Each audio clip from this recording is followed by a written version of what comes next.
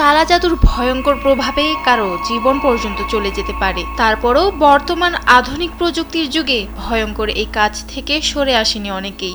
এমনকি প্রতিবেশী দেশ ভারতেই এমন কিছু শহর আছে যেসব শহর পরিচিত ভয়ঙ্কর কালা জাদুর শহর হিসেবে।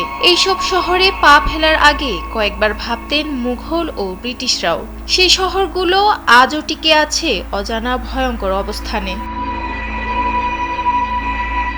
বিচিত্র দেশ হিসেবেই পরিচিত ভারত প্রাচীন যুগ থেকে শুরু করেই এই দেশটি বিখ্যাত এখনো এক রহস্যময় জাদুর দেশ হিসেবেই। যদিও এটিকে অনেকেই কুসংস্কার মনে করেন, কিন্তু আদতে তা অনেকটাই প্রাকৃতিক ব্যাপার বলেই ধরে নেন। আশ্চর্যের বিষয় হচ্ছে এই কালা জাদুকে কেন্দ্র করেই লক্ষ লক্ষ পর্যটক প্রতি বছর ভারতে যান। যমুনা স্মার্ট রেফ্রিজারেটর, স্মার্ট লাইফে স্মার্ট রেফ্রিজারেটর। মূলত সেই সব আশ্চর্য স্থানই পর্যটকদের আকর্ষণের কেন্দ্রবিন্দু। এর তালিকাটাও বিশাল। চলুন জেনে নেওয়া যাক ভয়ঙ্কর সব জায়গার নাম যেখানে কালা জাদুর প্রকোপের রেশ এখনো কাটেনি। ভারতের বহু পরিচিত শহর ওড়িশা। এর কুশভদ্রা নদীর ধারে বেড়াতে গেলে দেখা যাবে তার চারপাশে এবং নদীর নিচে অনেক হাড় এবং মাথার খুলি ছড়িয়ে ছিটিয়ে আছে। এই জায়গায় ব্যাপক হারে কালা জাদুর চর্চা হয়ে থাকে। তবে কেবল শুধু মাঠ নয়, কালা জাদু করতে দেখা যায় জনমানবহীন নির্জন উপকূলীয় স্থানেও। বারাণসী ভারতের সুন্দর এবং পবিত্র প্রাচীন নগরী। শহরটি মূলত তার মন্দির এবং ঘাটের জন্য পরিচিত। এই স্থানটিও তন্ত্রমন্ত্র এবং কালো জাদুর জন্য বিখ্যাত। এখানে অনেক শ্মশানে পড়া মৃতদেহের অবশিষ্টাংশ খায় অঘরীরা। অঘরী হচ্ছে ভারতের উত্তরপ্রদেশে অবস্থিত তপস্বী শৈব সাধুদের একটি সন্ন্যাসী দল। তারা বিশ্বাস করেন এতে তাদের ক্ষমতা বৃদ্ধি পায়। এই শহরের মণিকর্ণিকা ঘাটে গোপনে চলে কালা জাদু।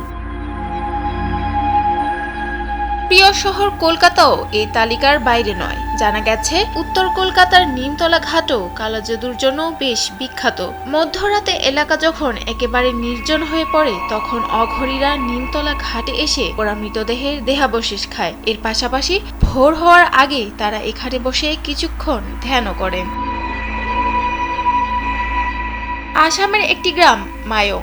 সাধারণত এই গ্রামের বাসিন্দারা যুগের পর যুগ ধরে তন্ত্রমন্ত্র, কালা জাদু, ঝাড়ফুঁক নিয়েই বেঁচে আছেন। অনেকের কাছে শহরটি একটি রহস্যময় শহর হিসেবেই পরিচিত। আর তাই এই গ্রামকে ঘিরে বিশ্ববাসী কৌতূহলের শেষ নেই। পাতলা বাতাসের মধ্য দিয়ে মানুষের অদৃশ্য হয়ে যাওয়া, মানুষকে পশুতে রূপান্তরিত হওয়া, কিংবা পশুর উপর জাদু করে তাদের নিয়ন্ত্রণে আনা ইত্যাদি অনেক কাহিনী বর্ণিত হয়েছে এই গ্রামের ইতিহাসে।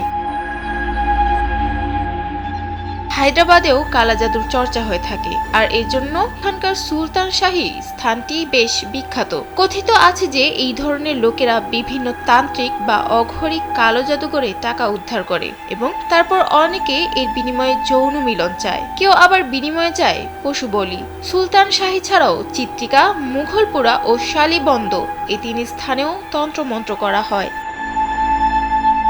সাদিয়া সিদ্দিকা, কালবেলা ডেস্ক।